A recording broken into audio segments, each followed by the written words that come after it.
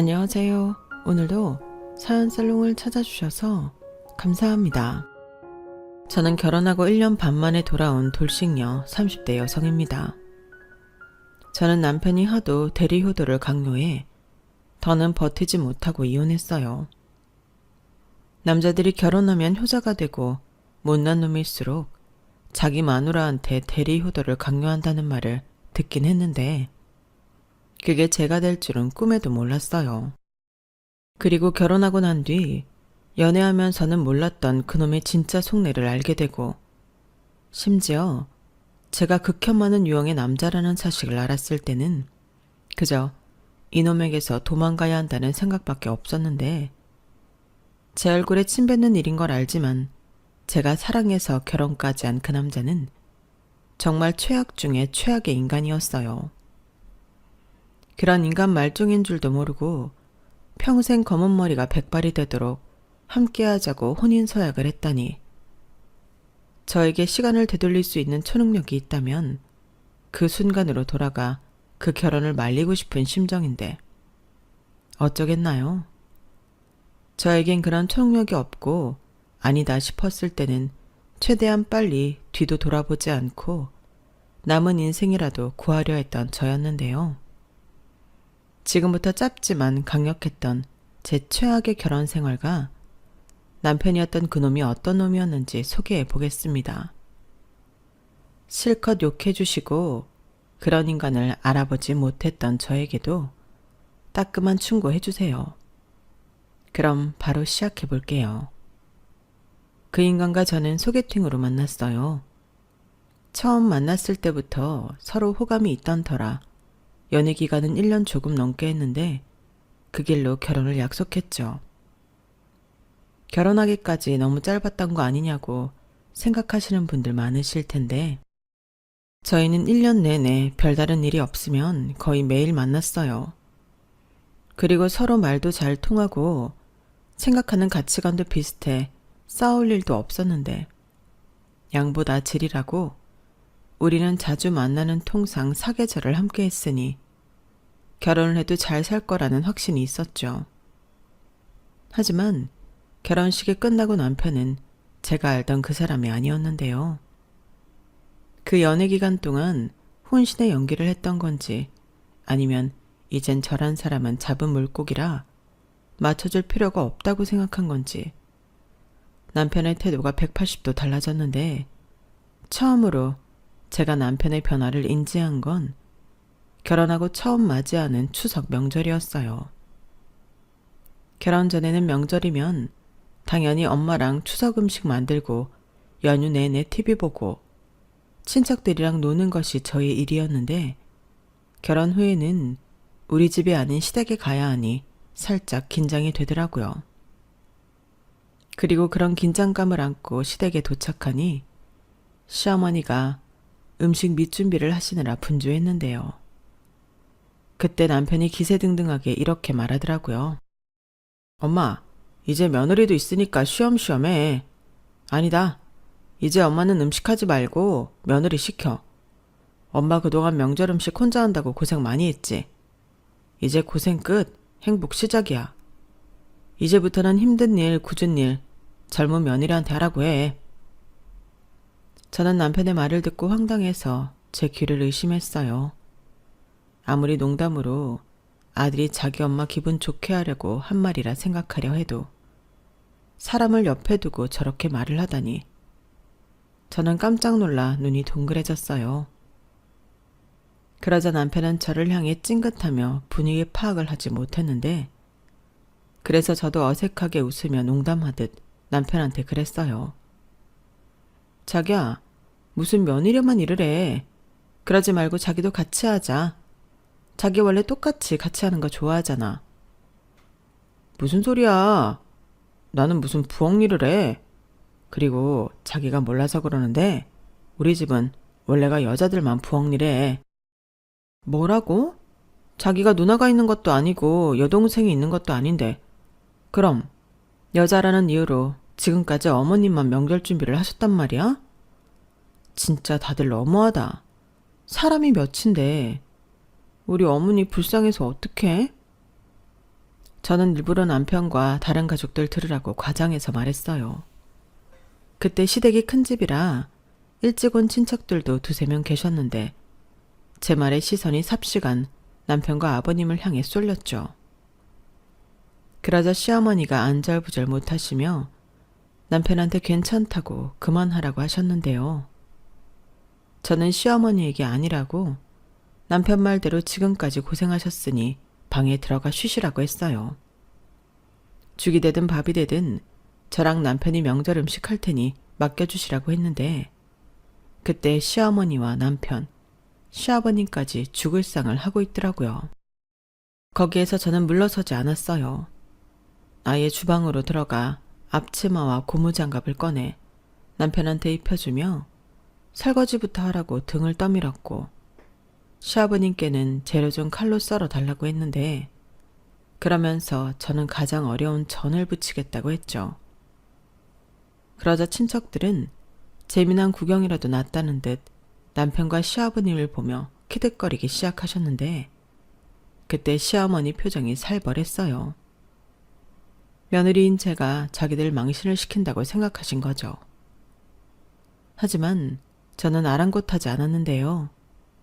일단 시작은 남편이 먼저 했고 저희 친정은 명절이든 누구 생일이든 온 가족이 집안일을 함께 하기 때문에 누군 일하고 누군 쉬는 게 용납이 되지 않았어요.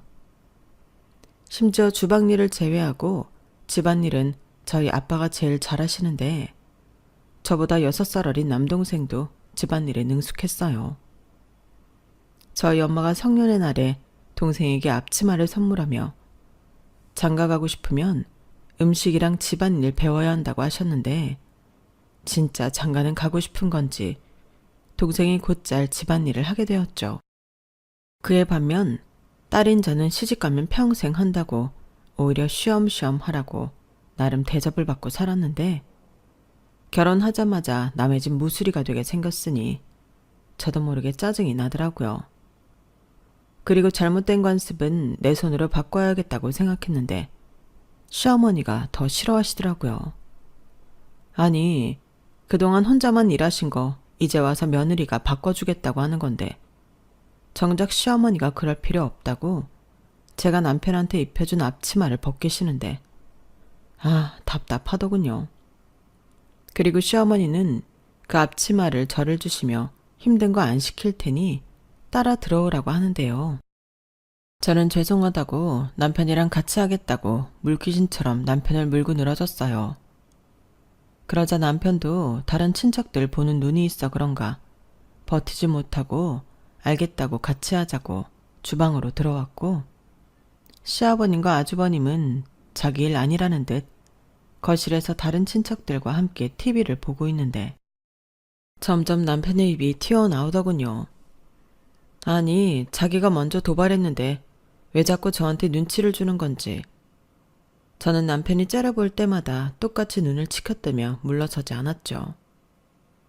그리고 그날 저녁 시댁에서 하룻밤 자는데 남편이 작은 목소리로 저한테 왜 그러냐고 식구들 앞에서 자기 개망신 시키려고 그러냐며 화를 냈어요. 개망신? 그게 왜 개망신이야? 자기야말로 어머니한테 그랬잖아. 이제 며느리 생겼으니까 힘든 일 굳은 일 며느리 시키라고. 그게 내 앞에서 할 소리야? 내가 힘든 일 굳은 일 하려고 자기랑 결혼했어? 아니, 그거야. 그냥 우리 엄마 기분 좋으라고 한 소리지. 형이 결혼을 안 해서 내내 혼자만 일했는데 이제 며느리도 생겼으니까 쉬엄쉬엄 하라고. 나는 오히려 식구들 앞에서 자기 위신을 세워주려고 했던 거야. 그때 자기가 그렇다고 동조해줬으면 다른 친척들이 며느리 잘 들었다고 칭찬할 거니까. 근데 자기가 다 망쳤어. 무슨 소리야. 누가 그런 걸로 칭찬을 해. 지금이 뭐 80년대야? 그리고 자기는 집에서는 집안일 하면서 왜 여기서는 안 하려고 하는 건데? 원래 여자만 부엌 일을 한다니. 여자 형제가 있는 것도 아니면서 어떻게 그래? 남자가 뭐 벼슬이야? 목소리 낮춰. 뭘 잘했다고. 우리 집은 원래 그랬어. 할머니도 그랬고 남자는 바깥일, 여자는 집안일. 그건 원래 옛날 세대부터 그랬던 거잖아. 그래서 시댁에 오면 자기는 손 하나 까딱 하지 않겠다? 그럼 내가 시댁에서는 일할 테니까 자기는 내일 우리 집 가면 일해. 나는 손 하나 까딱 하지 않을 테니까. 그건 또 무슨 억지야. 그러는 게 어딨어? 그리고 내일 처가에 가다니. 결혼하고 첫 명절인데 연휴 마지막까지 우리 집에 있어야지. 손님들 계속 올 텐데. 뭐라고? 그럼 나는 이번 명절에 우리 집에 못 가? 자기야, 이제 자기는 시집 왔어. 그럼 어디가 우리 집이야? 우리 집은 자기랑 나랑 사는 집이 우리 집이고 시댁의 1순위, 친정이 2순위지. 이번 명절에 일부러 며느리 인사받으라고 우리 부모님이 친척들 초대 많이 했다고 했으니까 이번 명절은 계속 우리 집에 있어야 해. 무슨 말도 안 되는. 그게 원래 관습이야. 그리고 자기가 내일 제일 먼저 일어나서 아침상 차려야 하는 거 알지? 뭐 오늘 대충 음식들 다 했으니까 내일은 새밥이랑 국만 끓이면 되겠다. 저는 남편의 말을 듣고 어안이 벙벙했어요. 남편이 너무나도 당연하게 얘기하니까 더 어이가 없더라고요. 그리고 저는 그날 잠자리도 바뀌었겠다. 남편의 말이 거슬리겠다. 잠을 한숨도 자지 못했는데요. 그래도 로마에 가면 로마법을 따라야 한다고 좋은 마음은 아니었지만 잠도 못 잔 김에 새벽 6시에 일어나 주방으로 갔어요. 그러자 시어머님이 벌써 일어나 쌀을 씻고 계셨는데 저를 보시더니 무척 반가워하시더군요. 일어났니? 나는 너를 깨울까 말까 한참을 고민했다. 그래도 네가 며느리 도리는 아는 애라 다행이네. 너는 냉장고 열어서 된장국 끓일 재료 꺼내서 손질해라. 그 정도는 할 줄 알지? 시금치 어제 남아서 그거 넣어서 된장국 끓이려고. 아, 네. 저는 잘은 모르지만 눈치껏 냉장고에서 된장국에 들어갈 만한 재료를 꺼내 물에 씻고 손질을 했어요. 그리고 1시간 정도가 지났을까? 시어머니는 남편 말과 다르게 계란찜도 하고 이런저런 밑반찬을 만들기 시작했는데 시아버님과 남편이 곧이어 일어나더니 주방에서 시어머니와 제가 일을 하는 모습이 보기 좋다며 얼굴에 한바구음을 지으셨어요. 물론 좋은 마음으로 받아들인다면 전혀 문제될 것이 없지만 저는 지난날의 충격 때문인 건지 그저 시아버님과 남편이 새로운 젊은 일꾼이 생겨 좋아하는 걸로밖에는 보이지 않았는데 어쩌면 자기들은 남자라는 이유로 차려주는 음식만 먹고 그 자리에서 일어나지 않는 건지 제가 만약 이 집에 딸로 태어났다면 억울해서 미칠 것 같더군요. 그래서 이 집구석에 딸이 없어 다행이라는 생각과 함께 시어머니는 왜 이런 걸 참고 오랜 시간을 사셨나 심란하기만 했는데 그렇다고 제가 시어머니 인생을 바꿀 수는 없잖아요. 그리고 이렇게 돌아가다가는 첫 단추를 잘못 끼워 저도 시어머니처럼 살게 될 것만 같았는데 그러니 더더욱 저는 남편이 원하는 그런 며느리는 될 수 없다고 생각했죠. 게다가 첫 명절이니 친정에 가지 말라니 그것도 기분이 나빴는데 이건 아니다 싶어 차례가 끝난 뒤 남편한테 아무리 생각해도 이건 아닌 것 같다고 나도 우리 부모님이 기다리고 있으니 친정에 가겠다고 했어요. 그러자 남편은 깊은 한숨을 쉬며 얼굴 가득 짜증 섞인 표정으로 어제 얘기를 반복하려 했는데 저는 듣지 않고 친정 갈 가방을 쌌어요. 그리고 그 가방을 가지고 거실로 나가니 무슨 진기명기를 봤다는 듯 시아버니랑 시어머니 표정이 넋이 나간 모습이었는데요. 시아버님은 제가 든 가방을 보시더니 헛기침을 하시고는 돌아 앉으셨고 시어머니는 저를 잠깐 보자며 주방으로 저를 데리고 가시더군요. 그리고는 소름이 끼칠 정도로 남편과 같은 소리를 했는데 저는 물러서지 않았어요. 어머니, 저는 아무리 그게 이 집 관습 같은 거라도 이해할 수 없어요. 그럼 저희 부모님은 딸 시집 보내면 명절에도 못 보는 건가요? 아니 뭐 내가 영영 네 친정에 가지 말라고 하니? 여자가 결혼했으면 시댁이 먼저라는 거지. 아니요. 저는 누가 먼저고 누가 1순위가 아니고 양가 똑같이 하고 싶어요. 어머님이 딸이 없으셔서 그러시나 본데 저도 결혼하고 첫 명절에 저희 부모님 보고 싶죠. 전처럼 같이 사는 것도 아닌데요. 아우, 너도 참 철이 없어도 왜 이렇게 없니? 시집을 왔으면 원래 그런 거다. 오죽하면 출가 외인이라고 하겠니? 그렇다고 내가 정말 시집 왔으니 친정이랑 남처럼 살라는 것도 아닌데 꼭 이렇게 분위기를 망쳐야겠어? 네, 제가 친정에 가는 게 왜 그렇게 잘못인 건지 모르겠고요. 명절 연휴 내내 어머님이랑 저만 일해야 한다는 것도 납득하기 어려워요. 남자가 뭐 벼슬이에요? 그야 남자들은 밖에서 일하니까. 어머니, 저도 밖에서 일해요. 그리고 전업주부라도 그건 아니에요. 주부는 근무 시간도 없고 월급도 없고 휴가도 없는데 남자들 위해 희생만 해요? 어머니는 이렇게 사는 게 좋으세요? 얘가 뭐라는 거야? 좋고 싫고가 어딨어? 그냥 그렇게 사는 거지. 남들도 다 그렇게 살아. 요즘 젊은 애들은 유난을 떤다고 하더니 우리 며느리도 그럴 줄은 몰랐네. 그래도 네 시아버지 심기 건드리지 말고 좋게 하자. 친정은 명절 지나고 가도 되잖아. 아니요, 전 지금 갈 거예요. 다른 며느리들도 차례 끝나면 친정 가잖아요. 아니면 남편 두고 저만 갈까요? 뭐? 너 정말? 아, 알았다. 너 하고 싶은 대로 해라. 됐니? 곧 있으면 새색시 본다고 다른 친척분들도 오실 텐데 너 때문에 우리만 망신당하게 생겼다. 죄송해요. 망신시켜드릴 생각은 없었는데요. 하지만 제가 약속한 것도 아니잖아요. 그분들께는 다음에 인사드릴게요. 그럼 저는 이만 친정에 가보겠습니다. 저는 시어머니에게 그렇게 얘기하고 시댁 문 밖을 나섰어요. 그리고 남편은 제가 시어머니한테 혼이 나면 꼬랑지를 내릴 줄 알았는지 제가 가방을 가지고 시댁을 나가자 남편이 놀라서 저를 쫓아나왔는데 하마터면 그 인간 귓방망이를 날릴 뻔했다니까요. 한마디만 더 해. 자기 이러려고 나랑 결혼했어? 아니, 어떻게 사람이 결혼하자마자 변해? 아니, 원래 이런 사람이었던 거야?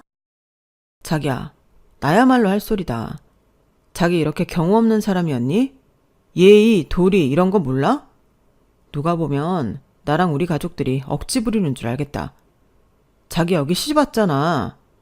그래, 시집을 왔지. 내가 팔려온 게 아니라고. 억지 부리는 줄 안다고? 이게 억지야. 내 의사랑 상관없이 강제로 일하는 거. 아무리 내가 이 집 며느리라고 해도 그럴 수는 없는 거라고. 만약에 우리가 딸을 낳는다고 쳐. 그 딸이 결혼해서 며느리라는 이유로 우리 집에 못 오면 자기는 괜찮아? 괜찮아. 당연하지. 나는 그 딸이 온다고 해도 홍구멍을 내서 다시 지 시댁으로 보낼 거야.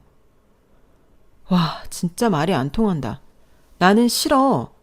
나는 시댁에 할 만큼 했으니까 남은 연휴는 우리 집에 가 있을 거야. 그렇게 당당했으니 내가 우리 집에 가서 오늘까지 겪은 일 다 얘기해도 괜찮은 거지? 뭐? 진짜 유치하게 왜 이래?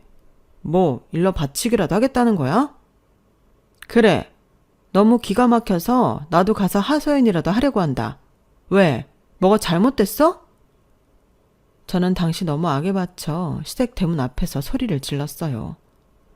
그리고 타고 온 차를 끌고 친정으로 갔는데 참고로 저희 시댁은 부산입니다.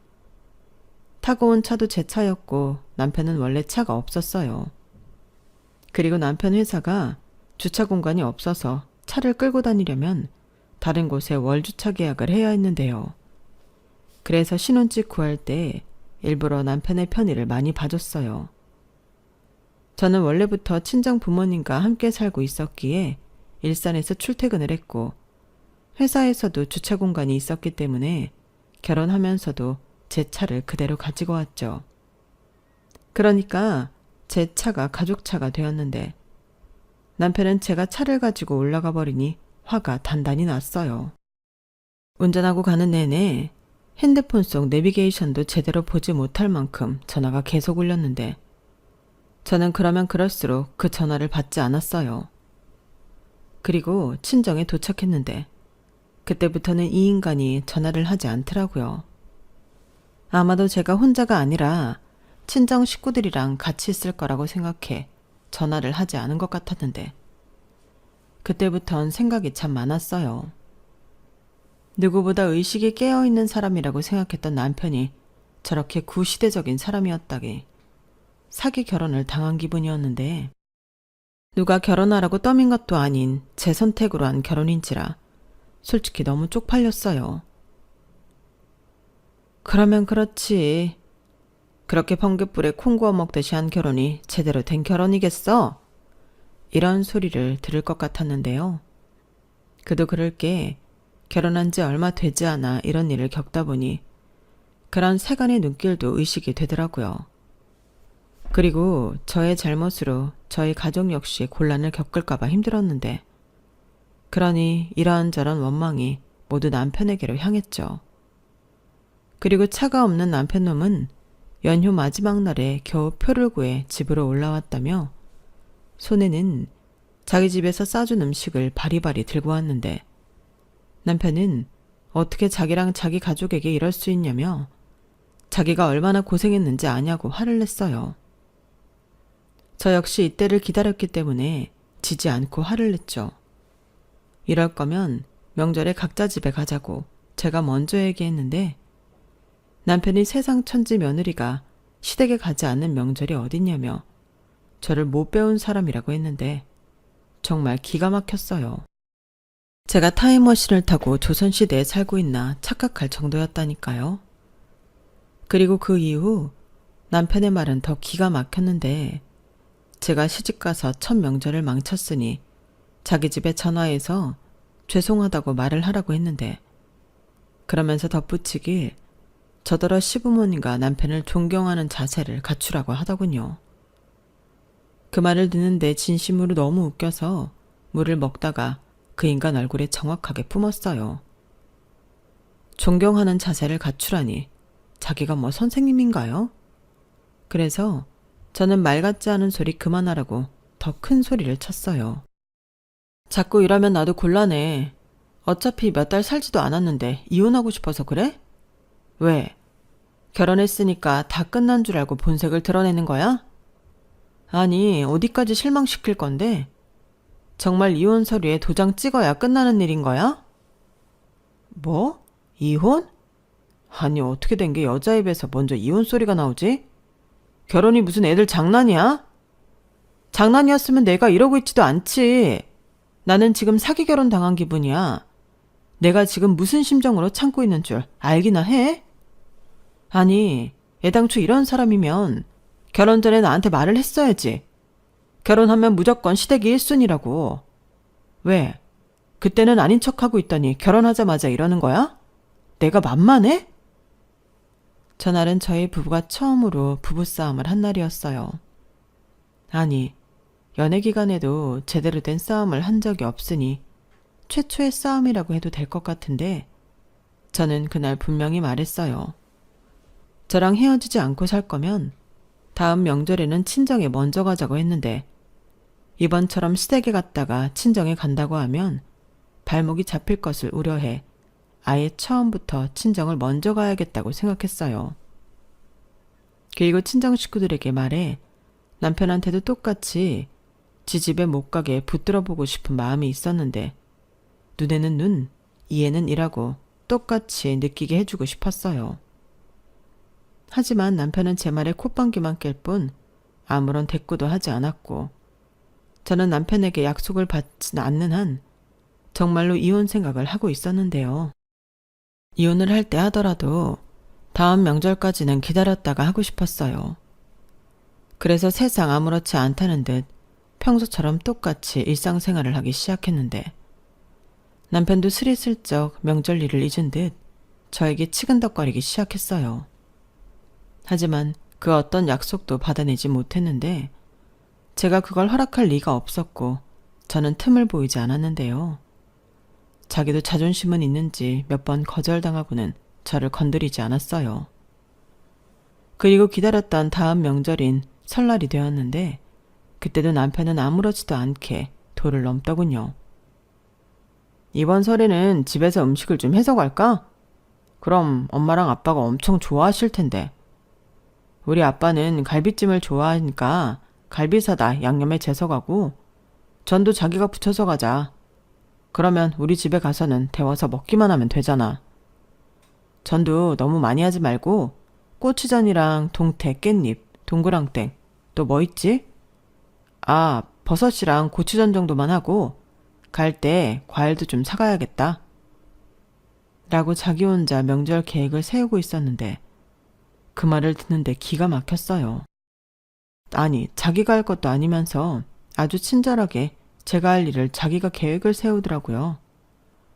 그리고 저는 애당초 설날에 시댁에 갈 생각이 없었는데요. 남편이 지난 명절에 제가 원하는 약속을 해주지 않았으니 저는 그에 맞는 명분이 있었어요.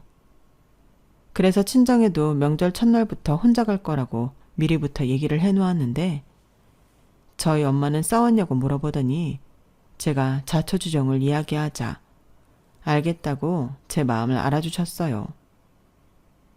저희 엄마도 당신 딸이 시댁에 가서 종처럼 일하는 게 싫었는지 와서는 손 하나 까딱하지 말라며 그날 아예 근처 아들이라도 가자고 하셨는데요. 저는 좋다고 했어요. 그렇게 기다리던 설 전날이 되었어요. 남편은 오전 근무만 하고 집에 왔다며 근무하고 있는 저에게 연락을 했고 장거리 운전을 해야 하니 차 점검을 해야 하는 거 아니냐며 저달을 차를 가져갔냐고 물었는데 당연히 차를 가져왔다고 했죠. 차 가져갔어?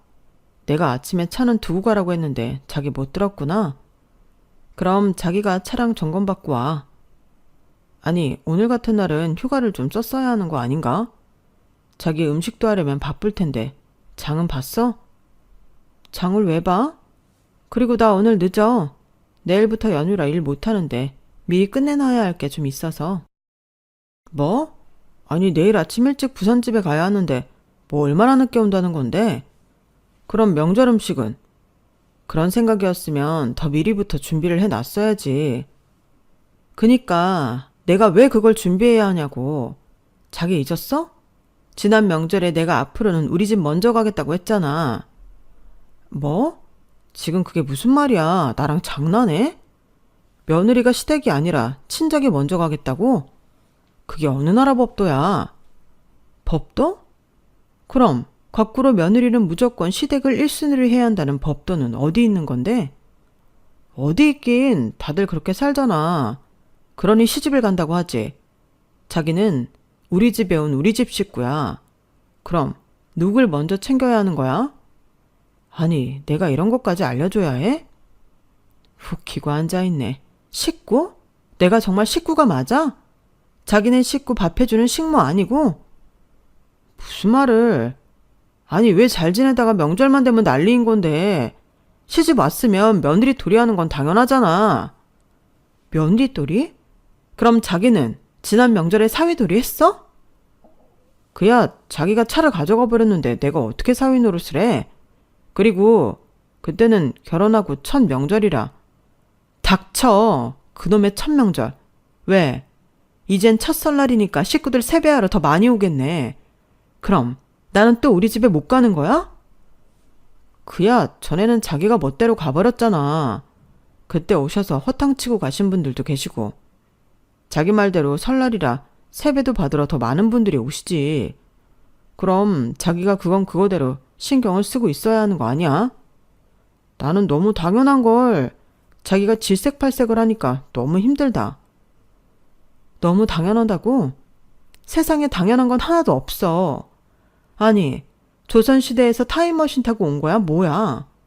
됐고, 이번 설은 무조건 우리 집 먼저 갈 거고, 싫으면 자기는 기차 타고 가든 버스 타고 가든 각자 알아서 집에 가는 걸로 해. 솔직히 나는 그것도 괜찮아.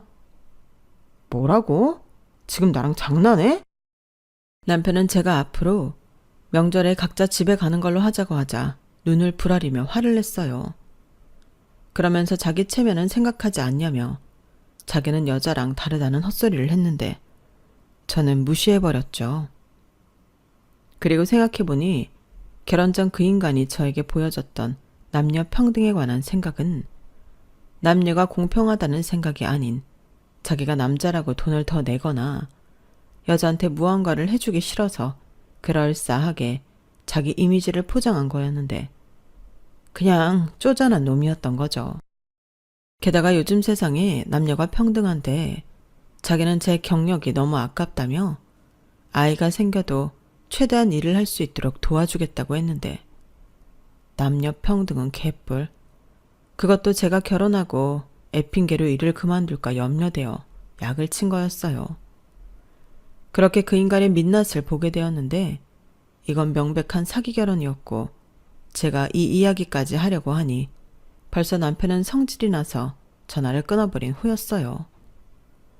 그리고 저녁 10시가 다 되어 퇴근하니 남편은 집에 없었는데요. 꼬라지를 보니 자기 혼자 시댁에 간 것 같더라고요. 그때는 솔직히 쾌재를 불렀어요. 저는 집에 오면 남편과 싸워야 할 것 같아서 무거운 마음으로 귀가했는데 이렇게 남편이 집에 없다니 너무 좋더라고요. 그리고 그때 결심했는데 이런 결혼 생활은 앞으로 더 해봤자 저에게 전혀 도움이 되지 않을 것 같았어요. 그래서 일단은 즐겁게 친정 식구들과 설 명절을 보내고 연휴 마지막쯤 가족들에게 이혼 얘기를 해야겠다고 생각했는데요. 항상 계획은 생각처럼 되지 않는다고 제가 친정에서 즐거운 한때를 보내고 있을 즈음 남편한테서 긴급한 연락이 왔어요. 시어머니가 음식을 하시다 넘어지셨는데 하필이면 식탁에 골반뼈를 부딪혀 응급실로 갔다고 하더라고요. 목소리가 어찌나 다급하던지 그때는 저도 같이 마음이 급해졌는데 남편이랑 이혼을 할 때 하더라도 일단은 시어머니시니 바로 남편이 알려준 병원으로 향했어요. 친정 가족들도 제가 마지막 날에 무슨 얘기를 할지 알지 못했으니 빨리 가보라며 대신 안전운전하라고 하셨는데 일단은 급한 걸 먼저 해결해야겠다고 생각했죠. 그렇게 도착한 병원에서 의사 선생님은 원래도 뼈가 좋지 못한 시어머니가 하필이면 골반을 부딪혀 금이 갔다며 뼈가 붙을 동안 병원에 입원해야 할 것 같다고 하셨는데요. 예상되는 입원 기간이 상당히 길었어요. 아무래도 위치가 위치이다 보니 뼈가 붙으려면 움직이지 말라고 그러기 위해서는 병원에 있어야 한다고 하시더라고요. 그리고 의사 선생님의 말이 끝나자 남편과 시아버님 그리고 아주버님까지 일제히 저를 쳐다봤는데 저는 그때 이 사람들이 어떤 생각을 하고 있는지 바로 알아차릴 수 있었어요. 그래서 최대한 모른 척 그 불편한 시선을 외면했는데 남편이 저를 쫓아와 그러더라고요. 자기야, 아까 의사 선생님 말씀 들었지? 자기가 어쩔 수 없이 휴가를 내고 우리 엄마 병간호 좀 해줘야겠다. 그리고 번거로워도 부산집에 밥도. 미쳤어? 지금 뭐라는 거야? 내가 왜 휴가를 내고 여기 있어? 휴가를 낼 사람은 내가 아니라 아들인 당신이지. 아니, 시아버님도 있고 아주버님도 있는데 왜 나한테 그래? 또 그런다. 아니, 우리는 전부 남자잖아. 남자가 여자 병간호를 어떻게 하냐? 엄마도 불편하지. 불편한 걸로 따지면 남인 내가 더 불편하지. 아무튼 나는 그럴 수 없어. 지금 하루하루 연차 내는 것도 눈치 보이는 상황이란 말이야. 오죽하면 명절 전날에 야근까지 했겠어. 그럼 이참에 그냥 그 회사를 그만둬. 직장이야 다시 구하면 되지. 지금 뭐가 우선인지 모르는 거야? 무슨 며느리가 이렇게 사태 파악이 안 돼. 그럼 이런 상황에 엄마 혼자 병실에 두자는 소리를 하고 싶은 거야? 자기 장모님이 입원하셨어도 이럴 거야? 이럴 거야. 아니, 아예 이럴 거면 그냥 간병인을 쓰면 되잖아. 어디서 나더러 회사를 그만둬라 마라 해. 네가 뭔데? 네? 지금 아래 위가 없는 거지? 그리고 간병인이 얼마나 비싼지 몰라서 하는 소리지? 하루 이틀 쓸 것도 아니고 그 돈을 더 어떻게 내? 자기가 낼 거야? 그래, 자기가 하기 싫어서 간병인 부르는 거니까 자기가 내면 되겠네. 그럼 부르자 간병인. 말이 안 통하네. 그 돈을 왜 내가 내? 아들인 자기나 아주버님이 있고 남편인 시아버님도 있는데. 진짜 너무하네. 내가 정말 사람을 잘못 본 거야? 여기서 네 부모 내 부모를 왜 따지는데? 자기는 우리 엄마 며느리잖아. 며느리가 남이야? 남이지. 자기랑 내가 이혼하면 그 순간에 바로 남남이 되는 사이인데 며느리가 자식보다 위에 있을까? 아니, 왜 자기랑 자기 식구들은 자기들 하기 귀찮은 일은 전부 나한테 시키는 거야? 그래놓고 대접받고 좋은 건 또 남자랍시고 자기들이 하려고 하지? 진짜 웃기지도 않아. 지금 말 다 했어? 남자랍시고? 원래가 집안을 일으키고 굴러가게 하는 건 전부 남자야. 자기가 나랑 결혼을 했어도 내가 가장인 이유가 뭔데? 그래서 그 가장을 어디 가서 위임장이라도 받은 거야? 그리고 나는 한 번도 자기가 우리 집 가장이라고 생각한 적 없어. 우리 공평한 사이 아니었나? 아, 아니지. 자기한테 공평은 자기 손해보지 않으려고 했던 허울 좋은 핑계였지. 뭐? 왜? 찔리냐? 나야말로 사람 보는 눈이 없었지. 이거 완전 사기 결혼이야. 어머니 병간호하고 싶으면 직접 해. 그리고 효도도 대리 효도 시킬 생각하지 말고 네가 직접 하라고. 뭐? 너 자꾸 하늘 같은 서방한테 니라고 할래? 왜? 하늘 같은 남자한테 니라고 해서 열받았니? 지가 얼마나 후진 인간인 줄도 모르고. 야, 쪽팔린 줄 알아. 그렇게 남자라고 가오찾고 싶으면 사내답게 행동하라고. 너 정말 이혼당하고 싶어? 이혼을 왜 당해? 이혼은 네가 당하는 거야. 어디 계속 해봐. 당장 이혼 소장 날려줄 테니까. 저는 장소가 병원이라는 것도 잊을 만큼 남편의 말에 화가 치밀었어요. 그리고 이판사판이라는 생각에 그동안 생각만 하고 있던 말을 거침없이 내뱉었는데요. 하긴 거의 그때는 생각만 하고 있던 건 아니었어요. 친정 가족들에게 말하고 일단 이혼 상담이라도 받아보려고 알아보던 차였는데 남편이 저렇게 제 가슴에 불을 당겨주니 하루라도 빨리 서둘러야겠다는 생각이 들었죠. 그리고 저랑 남편의 목소리가 많이 컸었기 때문에 병원의 사람들이 모두 저희 부부를 쳐다봤는데 남편은 그걸 쪽팔린 듯 손으로 자기 얼굴을 감췄어요. 지가 무슨 유명인사라고. 진짜 쪽팔린 게 뭔지도 모르는 그 인간을 보며 저는 완전히 마음이 갈라서기로 굳혔는데 그래서 뒤도 돌아보지 않고 차를 끌고 서울 집으로 갔죠. 하루에, 그것도 명절 연휴에 장거리 왕복 운전을 하니 정말 몸은 피곤했는데 얼마나 열이 받았는지 졸리지도 않았어요. 그렇게 새벽에 집에 도착한 저는 그 길로 간단히 짐을 쌌는데요. 다음날 아침에 다시 친정으로 갔죠. 그러자 친정 식구들은 깜짝 놀랐는데 제가 가지고 온 짐을 보고 저희 엄마는 예상이라도 한 듯 저에게 잘 왔다고 하셨어요. 그때 어찌나 엄마의 말이 고맙든지 내내 괜찮다고 생각한 제 눈에서 눈물이 왈칵 쏟아졌는데 그날 하루 동안 거의 100통 가까이 남편놈에게 전화가 울렸죠. 그리고 자기 전화 안 받으면 앞으로는 각오하고 살아야 할 거라며 가짜는 협박질을 했는데 그러면서 또 한다는 말이 정말 웃겼어요. 저더러 자기 아니면 어떤 남자가 저 같은 여자를 데리고 살겠냐며 주제넘는 말을 했는데 저는 보기 좋게 무시해버렸죠. 솔직히 아쉬울 건 제가 아니라 그놈이었거든요. 당장 시어머니 없으면 라면도 제대로 끓여 먹지 못하는 인간들이었는데 남편의 말은 제가 하고 싶은 말이기도 했어요. 그렇잖아요. 저런 남자를 누가 데리고 살겠냐고요.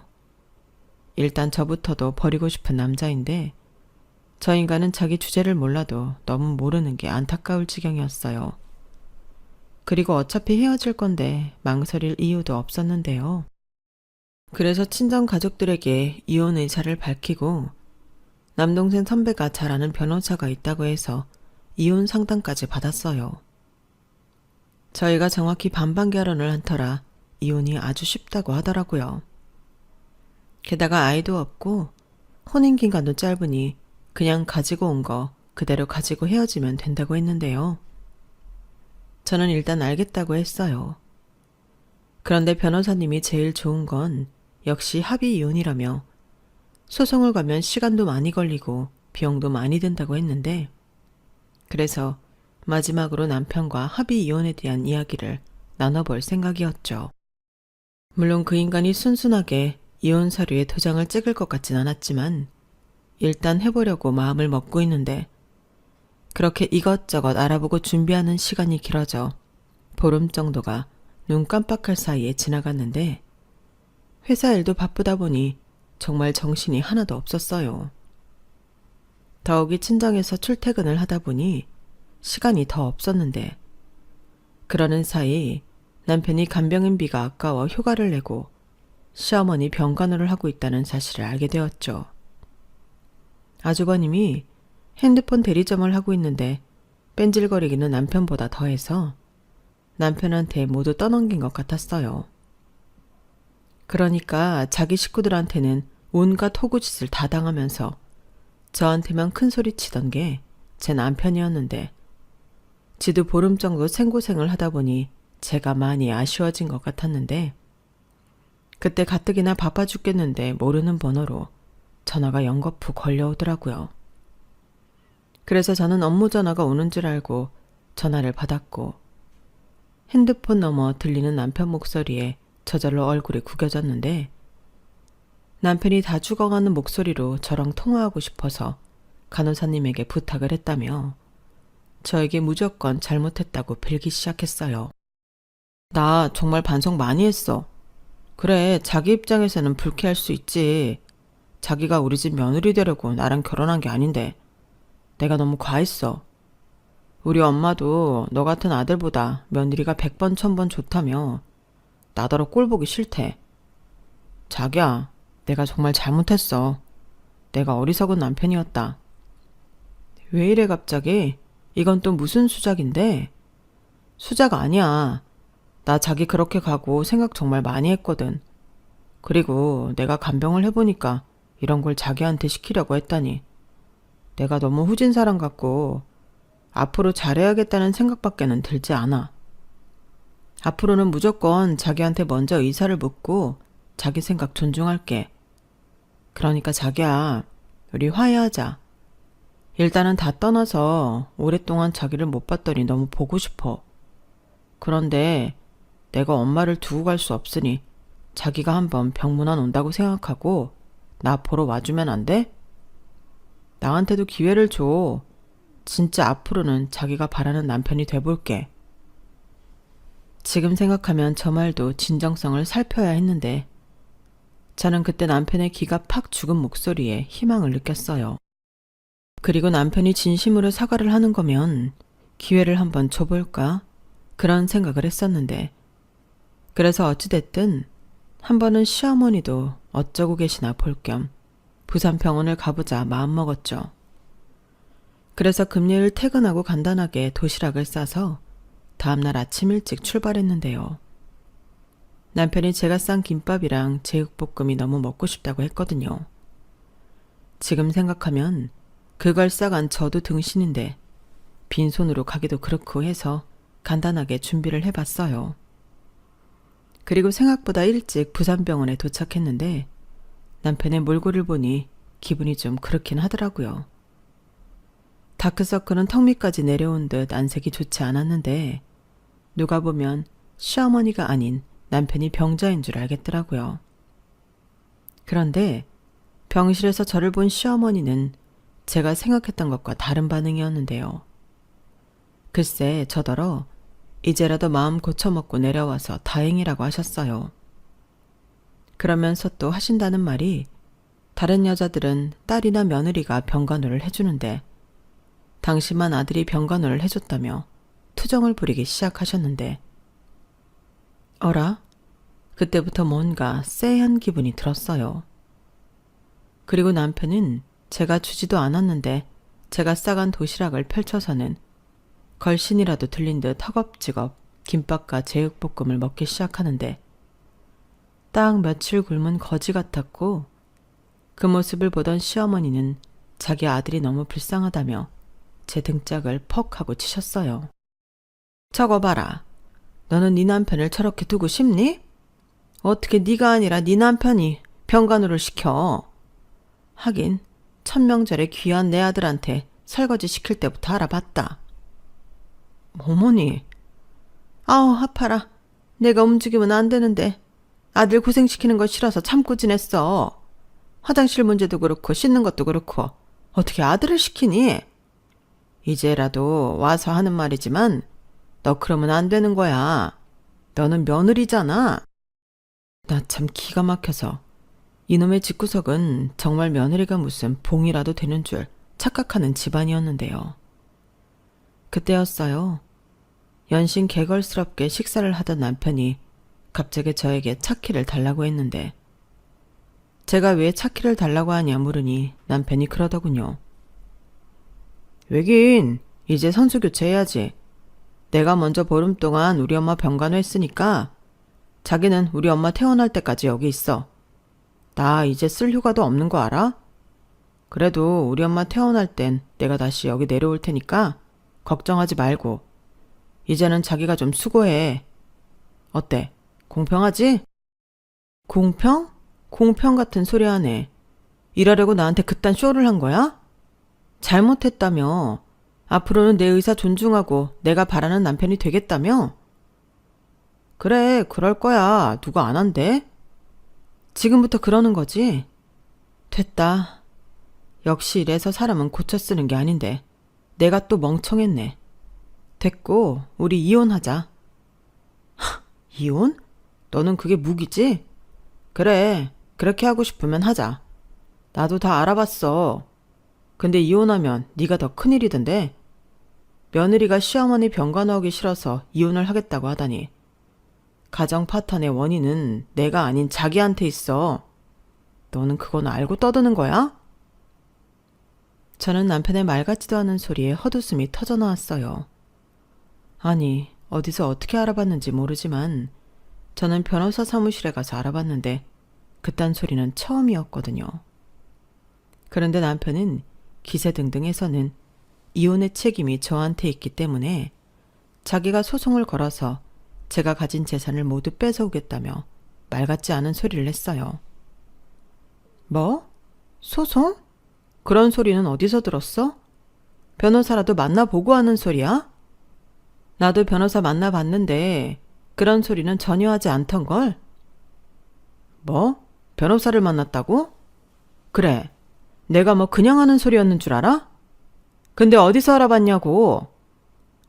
나는 그냥 아는 사람 통해서. 그 아는 사람이 설마 인터넷이니? 아니, 알아보려면 제대로 알아봤어야지. 그래, 해보자. 이혼의 책임이 누구한테 있는지. 그리고 여기서 딱 정해. 유책 배우자가 전 재산 다 내놓기로. 어때? 뭐? 너는 뭐가 그렇게 당당해? 넌 뭐 들은 말이라도 있는 거야? 그럼 없을까봐. 이것도 그만 처먹어. 너 같은 걸 먹이겠다고 이걸 쌌다니. 내 손모가지를 분질러버리고 싶으니까. 저는 그놈 앞에 있는 도시락을 뺏어들고 바로 쓰레기통에 버려버렸어요. 그러자 병상에서 꼼짝도 못하는 시어머니가 안달이 나셨는데 저는 속아서 여기까지 왔다는 게 너무 분통이 터져서 그때는 시어머니의 모습이 눈에 들어오지 않았어요. 그리고 자기가 먹던 음식이 쓰레기통에 버려지자 남편도 눈이 횟가닥 돌았는데 저는 오히려 잘 됐다고 생각했어요. 변호사님은 합의하는 게 제일 좋다고 했지만 그건 역시나 불가능한 일이었고 남편이 이렇게 또 소중한 증거를 만들어주니 그게 역으로 고맙기만 했는데 그동안 남편이 보낸 문자들도 차고 넘치게 저장되어 있었으니 이혼은 자신이 있었어요. 그리고 저는 그 길로 올라와 다음날 바로 이혼 소장을 작성해 발송했고 그렇게 시작된 이혼 소송은 당연히 제가 유리하게 흘러갔는데 결혼하자마자 강제로 저에게 며느리 도리를 강요하며 친정에도 가지 못하게 했다는 것부터 이혼의 사유로 인정이 되었어요. 그때 남편은 아니 이건 너무 당연한 건데 억울하다고 자기 변호사가 말리는데도 입에 거품을 물었는데 판사님이 저런 남편을 실시간으로 보시더니 제 편을 더 들어주시더라고요. 그리고 걱정했던 것보다 소송이 길진 않았는데 이참에 저는 위자료 청구 소송까지 진행하게 되었어요. 솔직히 그 인간 재산까지 가져올 마음은 없었는데 너무 괘씸해서 하는 데까지는 하고 싶더라고요. 그리고 변호사님도 이왕 하는 거 싹 다 하는 게 낫다고 해서 바로 진행했는데 금액이야 어마어마한 돈도 아니었지만 보란 듯이 뜯어오고 싶더라고요.